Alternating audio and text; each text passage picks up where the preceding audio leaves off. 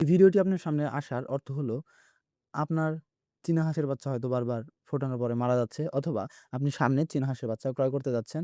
এখন আপনি চিন্তা করছেন যে চীনা হাঁসের বাচ্চা যে মরে যায় এটা ঠেকানোর জন্য আসলে কি করা যেতে পারে? এই চীনা হাঁসের বাচ্চার মৃত্যুর হার কমানোর জন্য ৩ টি কাজ করলে আপনার খামারে মৃত্যুর হার 0% এ নেমে আসবে।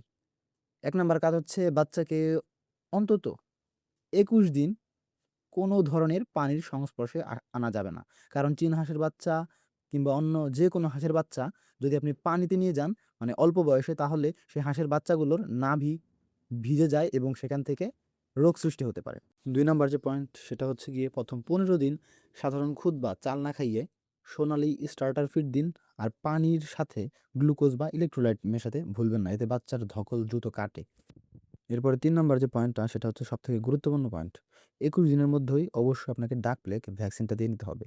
এটা আপনার পুরো খামারের লাইফ ইন্সুরেন্স এর মতো কাজ করবে। আচ্ছা, আপনি কি জানেন কোন খাবার খাওয়ালে চীনা হাঁস দ্রুত বড় হয়?